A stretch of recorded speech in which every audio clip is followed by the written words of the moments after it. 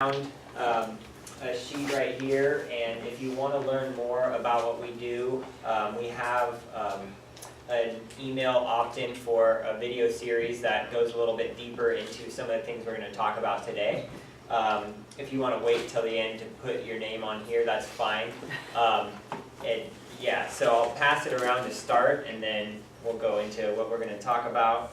And so you can just put your name on that if you'd like, and pass it around. And my name is Joey Bratton, and I was not here. I did it last year for a Day of Women. Did any of you guys attend the last year's event? Okay, so for event, but not your class. But not to Right. the class I did. Okay. So we're going to talk about something a little bit different. Last year I dove into really just talking about nutrition and how you can take some simple steps, simple approaches to improve your nutrition without thinking too deeply about all the specifics of nutrition, kind of dumb things down a little bit. And so in today's lecture, we're going to go into just healthy behaviors and how to form healthy habits. A couple years back, I started Fit Culture Studio in Nevada City, California. So that's a fitness studio where we just we do all the fitness side of things, and then we try to tie in healthy lifestyle. The things that we don't coach inside the studio, we try and incorporate that as much into our program as possible, just because we know that when clients come to our studio, they're there 45 minutes, and then the rest of the day and most of their time spent not in our hands working on their fitness, and there's so many other aspects to wellness. And so we just want to make sure that we dive into some of those things so that you can have some cool things to take home today. And this is Steve here. He's going to go ahead and introduce himself a little bit more. Hi, my name is Steve Conrad. I got connected with Joey a little over a year ago. Before that, I worked as a personal trainer in Paradise, California. And when we got together, one of the biggest things we wanted to tackle was, what was causing people to sort of fall off. Every year we would always have rushes of people coming into the club. They want to get healthy, they want to build that active lifestyle. But year after year, traditionally, it would just kind of, dwindle off. And it was the same when I was in Paradise, it's the same here. We looked everywhere, and it's just that same sort of, just trend. And what we wanted to do was figure out, what's causing this. It's got to be deeper than exercise. It's got to be deeper than diet. What is it that's really limiting people? And so what we sort of nailed it down to, and a company that we ended up just recently created, is that it really boils down to your daily habits. And so we created this company called the Healthy Habits Formula, because we dove into the research and started trying to figure out, what was it that was really holding people back. And that's what sort of led us to our idea and our talk today about, true human potential, because it goes so much further beyond wellness. It goes into your work life, your family life, your relationships. All of this has deep ties to what your daily behaviors are. And so what I wanted to start off with was talking about average life expectancy, because when you're looking for your potential in health, really it kind of boils down to you want to live a happy, energetic, productive life. Nobody wants to make it into their old age and be what we sort of see in our minds is what it is to be 80 or 90 years old, very inactive, unable to do much. We all want to get to that old age, but we want to be able to do it, to our full potential. So I wanted to bring up a topic of averages versus potential. And this is really an important key in what we're going to be talking about today, because they're very different. And when you look at the average, it's not really taking into all of the considerations and the little nuances that happen in each individual's life. It just sort of sums them all together and puts a blanket, this is the average on it. And so what we wanted to do is step away from the averages and say, okay, well, what's the potential then? If this is the average, if this looks at the person who has average sleep habits, average stress levels, average diet, average exercise, then what's the potential? What happens if you, smooth all of those things out? When you have better than average nutrition, better than average lifestyle, better than average fitness. We began to see that it's not something that's genetic or hereditary, that longevity is something that it can be built into your life. You can get to an older, healthier, happier you simply by changing small things in your day-to-day.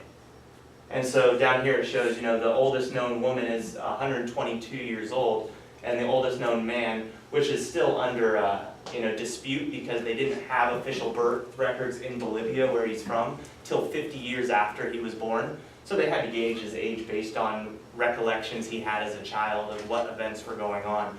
But on average, you can see that it's much higher than the 76 or 81 years of age.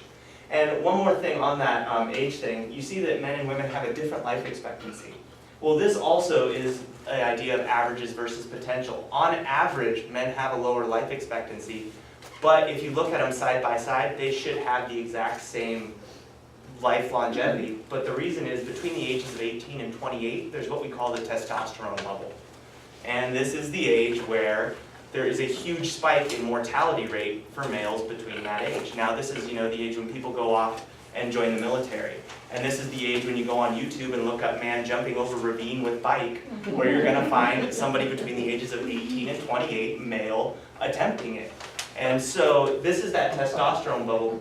And what that does is it skews the statistic. It makes you believe that, oh, men don't live quite as long because that's what the average says, when in reality, it's simply behaviors or actions that happened during that time that caused the general consensus to say that this is what the average is.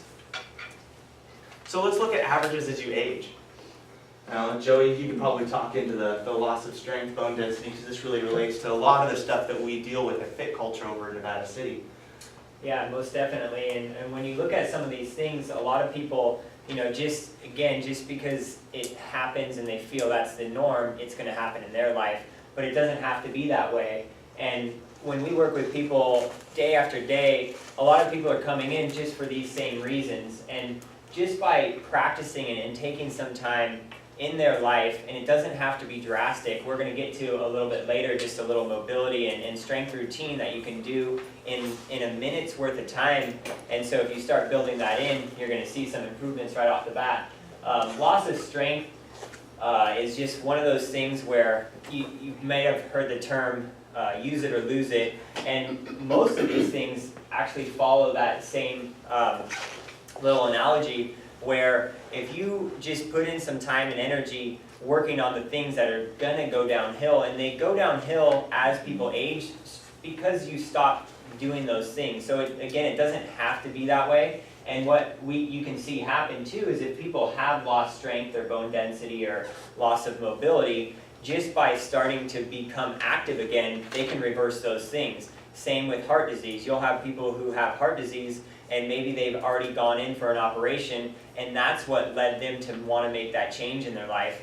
If they go on a better diet and start moving their body, they'll see some dramatic changes to their heart health. Diabetes is another one, type 2, that's a huge thing in our country. People are going off their medication, and just by the way they live and their lifestyle choices.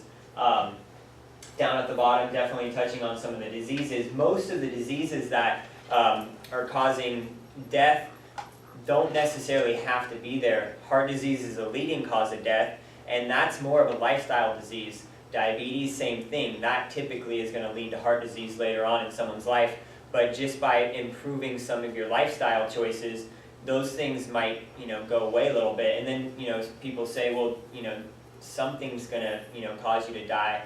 At some point in time, yes, that is correct, but it goes back to quality of life while you're getting to that age. And if you just spend some time doing these things, you're going to see a major difference. Oops. So jumping into, what really causes a lot of these ailments, the loss of strength, the loss of mobility, the loss of, the gain of weight, and, the susceptibility to some of these diseases isn't just that's what happens, I'm getting older. It's two things. It's sure you're getting older, but it's how long have you been doing these things over a given period of time. And so the older you get, the longer you've had to live a certain way. And that's typically what leads to a lot of these things. I know, for myself, the second I got out of college and I stopped competing in track, I was really burnt out and I really stopped doing a lot. And even within just a couple of years, I had been active my entire life, but I started noticing, You know, I was fatiguing a lot faster. I was starting to get really stiff. I didn't have the flexibility and mobility I had. And this was just from 2 years because, you know, I had been used to exercising every day. And so it made it a real, you know, fast realization for me that I had to keep up with these things to be able to maintain them.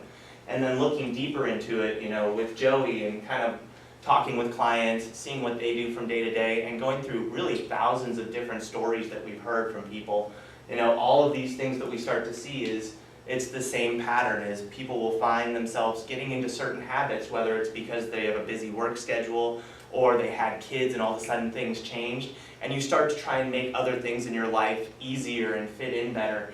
And what ends up happening is as we start ignoring a lot of these fundamental principles like proper diet, staying active, and you know, sleep is a big one, lowering stress, we start replacing it with other things that we see as a better priority. You know, making money, being sure, you know, of course, you're, you know, making sure your kids are being raised and educated, but we start pushing aside all of these other things and going towards that easier route because we're trying to balance so much all at the same time.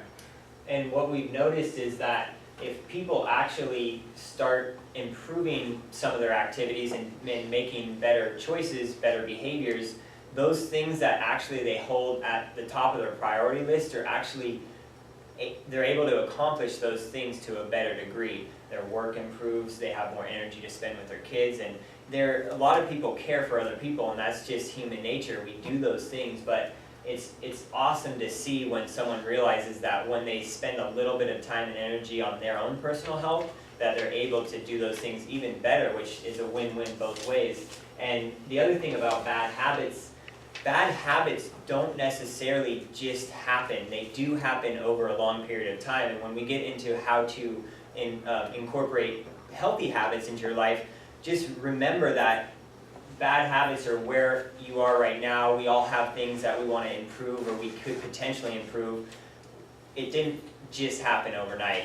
It happened gradually, but it happened repetitively, or we repeated those things, and so they became ingrained into our everyday behavior. So it seems easy to do those bad things, but if you can also look at it and shift that the other way and have it start going that other direction.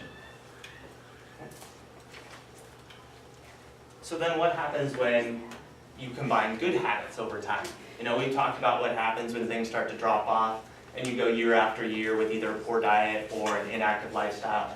So then what happens when you keep that good diet, when you continue with that active lifestyle?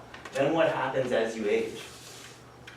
And so first example is yoga instructor Betty Kalman, who's 83 years old and has been teaching yoga for years.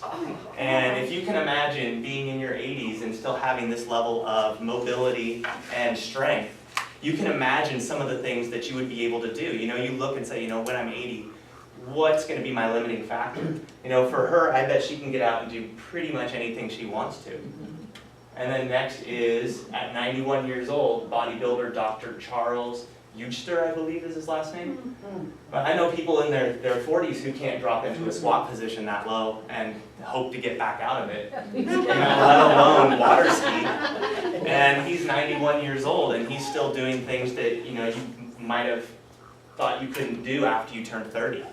And so this is sort of that example of if you keep using it, if you build these healthy habits into your life, you know, you can expect for it not to just pay off in the short term, but if it's built in and scheduled into your every day or your every week, you can do it for your entire life and really have a lot more potential and a lot more that you're capable of when you start entering your later years. And before we get to the next slide, if you look at the facial expression and on the gal in the previous slide, you can see that they're just happy, and it's not always about the physical aspect.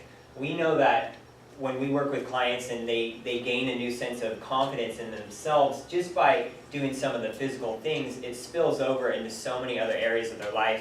And then again, they have that fire inside. They want to do the things they love and enjoy in life. So from a mental standpoint, it's amazing to see what just being able to be healthy can do for you. And so this idea is sort of broken up into a principle called the compound effect. And this is actually pulled from a book that talks about this exact idea in terms of wellness and how some of these things can build up over time. And some of the small things like movement and exercise, relaxing, meal and snack planning. And the idea of meal and snack planning is just so you're not making that impulse decision. Having that lunch or dinner already set aside so you're not running to fast food or buying something real quick. But the same thing happens with the poor judgment too. And those things start to build up. And when we say compound effect, you're probably wondering what happens. Okay, I can see day to day, if I do some of these things, it can have a gradual up or downward effect. But what causes this drop off? What causes it to really get worse all at once? And that is exactly what it is, the compound effect. When you have a poor diet, it really seeps into all areas of your life. When you have poor sleep, it seeps into all areas. So, maybe those first few days, you're getting more tired, you're more fatigued, you're putting on a little weight, but then you become a little less mobile, and so now you can exercise less. Or you're becoming a little more unhappy, so now you're eating more, and all of a sudden the scale tips, and things start to really go down. The same with those positive things. You may just get started exercising and start to see some initial benefits, and you see that going up. You start to sleep better, now your mood's improved. All of a sudden you're more active, more confident, and then that's when the scale starts to really tip. So even though these changes are small and repetitive, it really is a compounding effect. It's just not a gradual improvement. When you hit a certain point, you start noticing your life improving by leaps and bounds in all of these areas. And it's not just in wellness either. It's not just in health. It's really in everything. If you want to be, an expert in any field, whether it's work, your hobbies, sports activities, if you're an artist or a cook, all of these things take practice, and they take practice on a regular basis. You don't see a professional artist who just says, I painted a picture one day, it turned out amazing, I made $1 million. No, they're locked in their room painting day after day. The same with a chef. They didn't throw something together one day and get hired. It took repetition and practice. Same with golf, same with running, same with music, same with business, same with health. Everything takes that repetition, that building it into your life in a real consistent way, not those bursts of, I'm going to try the P90X for 90 days and get the body I want. It really has to become a lifestyle. It can't be that ebb and flow of rushing into it and then falling off and doing that over and over every year.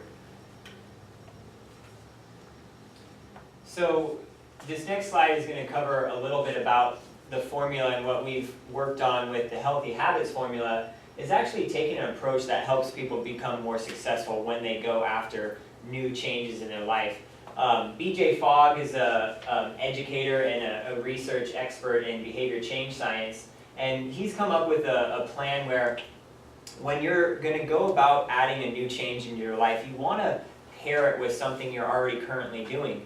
And he gives an example of flossing your teeth. So when you walk into the bathroom, if you're going to brush your teeth, you could have brushing your teeth as a reminder to floss, or you could have just the act of walking through the bathroom at night. You want to have that mental trigger, and he knows he walks into the bathroom every evening when he's getting ready for bed. So he's paired being able to floss on a regular basis with either triggering his mind to know that when he walks into the bathroom, before he brushes his teeth, he's going to make sure that he flosses his teeth, or else he won't brush his teeth. And it's hard with certain things because what's the instant reward? With brushing your teeth, you kind of get that instant reward. You feel the mouth's clean, you're happy when you're going to bed, you know you're not going to wake up, and you're just going to have that weird taste or flavor in your mouth. So you kind of get that instant gratification, but with flossing, you don't necessarily get that. So it's a little trickier to do flossing, but he knows that he'll always remember to floss, and he won't have to worry about forgetting it because he's pairing it with something he already currently does. So one thing we ask people to do is look at your day. What do you do, on a daily basis? You wake up and start the morning coffee. That would be a chance to pair something like prepping your lunch that day while the coffee is going, and really put that together. And so reminder is just something that is going to help you not forget. Sometimes people want to start drinking more water, but the day just goes by, the week goes by, and they just simply forgot to do it, to drink 8 glasses of water. So that would be another great example of finding something in your life that you do on a routine basis. Maybe with the water, something that happens several times in your day. The routine is actually the behavior of doing the new small behavior change or the habit. And then after you do it, you want to make sure that you reward yourself. If it's just a fist bump, or just giving yourself a hug, or just saying, great job, I actually took the step to make that positive change in my life and do that positive behavior. And actually, doing that, it seems funny as it seems simple, but we're trying to. It's not easy to make behavior changes, and any help we can get, we want to make sure that we're utilizing the strategy. It also is kind of getting into that pattern. Like any other pattern, it might seem weird to do that, but all of our patterns that we do, all of the things that we do in our life that leads to maybe a bad choice or bad behavior is a pattern. And a lot of our choices and decisions we make throughout the day are just subconscious. We make tons of decisions every single day, and until you become aware of what your day looks like, and your routines and your behaviors day after day, week after week, it's hard to use a formula like this. So we do also ask people to become aware and finding some of those things. What is their normal routine like? Starting to just become aware. How do you sleep? How does that affect your day? Are you eating healthy food, multiple times throughout the day? And just figuring out those things first is a good start to then start building in the new habits in your life. And lastly, with the reward part of it, and Joey was sort of saying how bad habits are created. The bad habits usually have that reward already instilled in them. When you reach for that snack that has sugar or has salt, your brain gets that immediate trigger of, mental chemical reward. When you're doing good habits, it's harder to get that instant reward, which is why it's important to, give yourself that fist pump or, encourage yourself and say, great job, because you really are fighting an uphill battle with that part of it. Because you don't always get that instant gratification. But when you get in the habit of rewarding yourself and actually feeling better, because even saying, hey, great job, you do get a little bit of a release of chemicals into your brain that makes you feel a little better. It's not as substantial, but when you get in the habit of rewarding yourself every time you do this better habit, you reinforce that feeling, you reinforce that thought, and you reinforce the behavior to be able to do it again.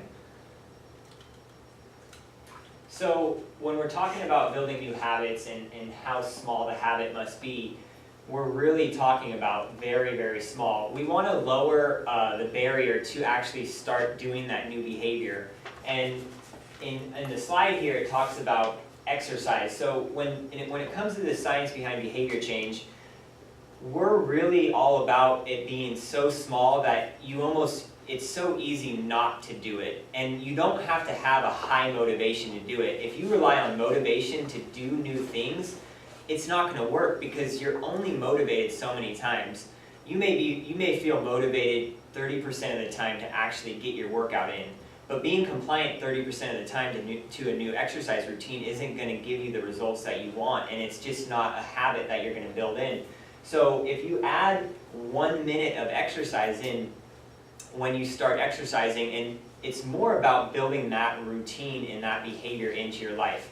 So for example, you could do exercise Monday, Wednesday, and Friday for 1 minute. Seems funny, seems like you're not going to get any benefit, but you're actually reinforcing that behavior, and you do that week after week. It's easier to go from 1 minute to 20 minutes of exercise than just trying to start right off the bat with 20 minutes of exercise, because you're setting yourself up to fail because it's just too much too soon. You may not feel like doing 20 minutes, or if you just start with 20 minutes, you might have soreness and aches and pains that just didn't take a gradual approach. And remember, with the bad behaviors, some of these bad behaviors didn't just happen. They've happened over years and years, and part of the reason we do some bad behaviors is somewhat of a protective mechanism, but the healthy habits should be introduced in a very, very slow manner.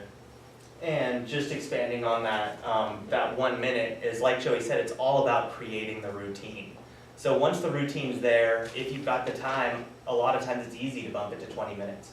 But making sure you set that 1 minute aside, after something you're already doing, so you have that reminder, and then you do your minute. Then every Monday, Wednesday, Friday, for 1 minute, you're going to be working towards progress.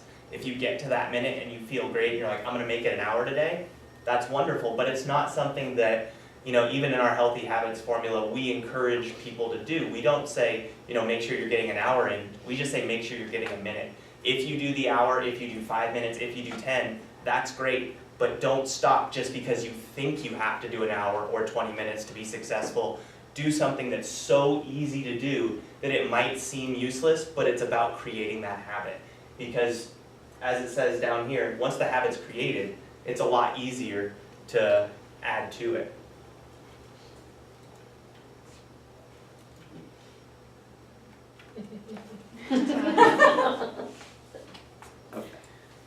All right, so getting onto this one, there are a few habits that we've sort of categorized as much more important.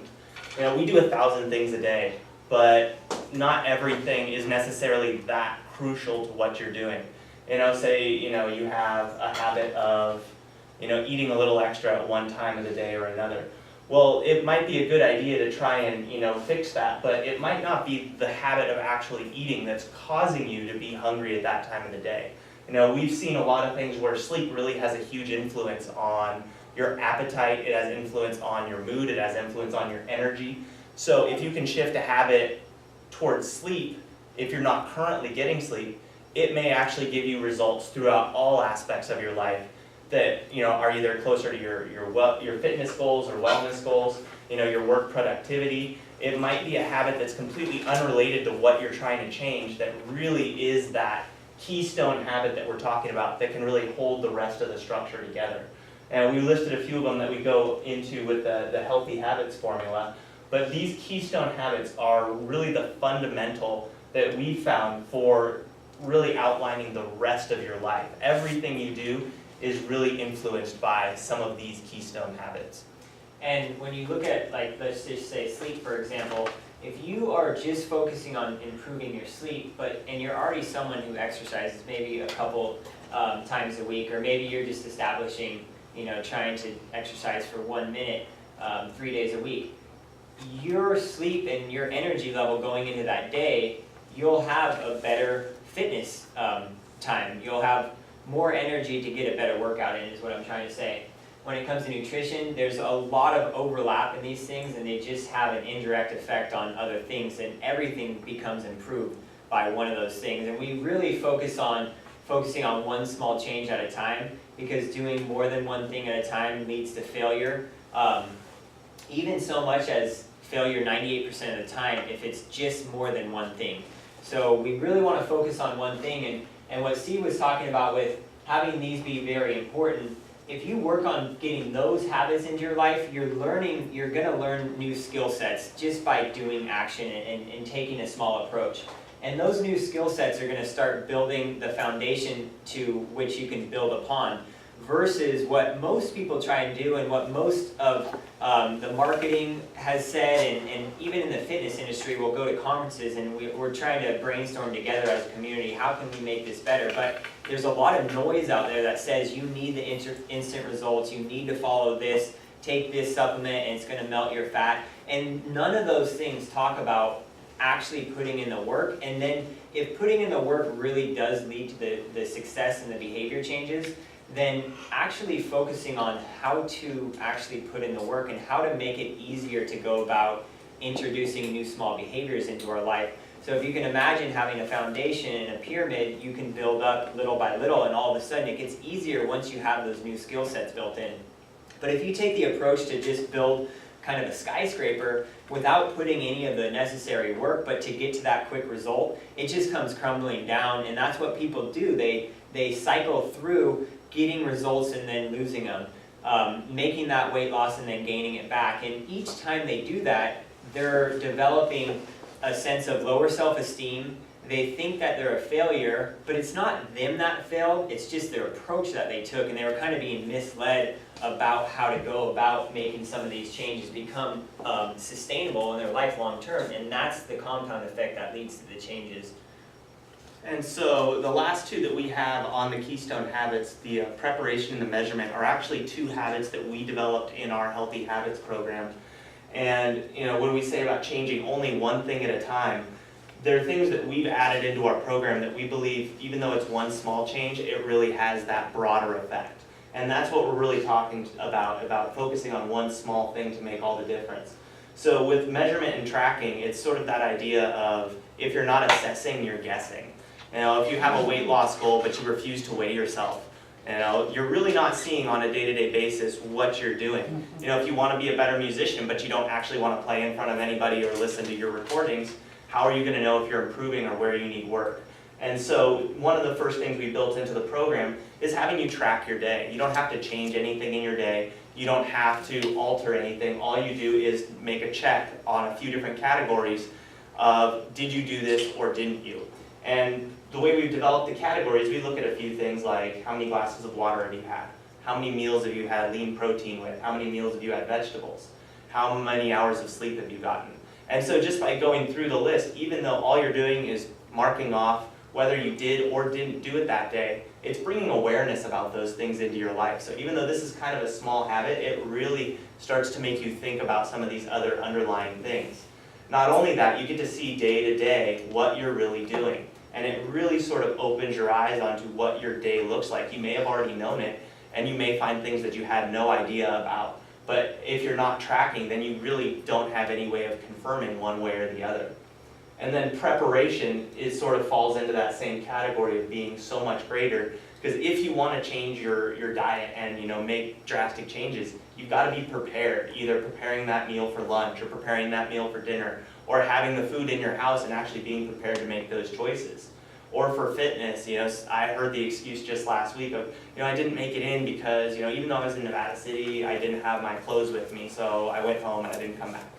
And so maybe being prepared by having an extra set of clothes with you in your car, if that's sort of your routine is stopping by after work or stopping by after an errand.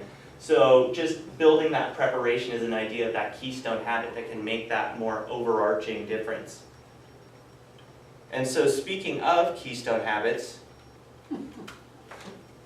we have one that we want you to join us in.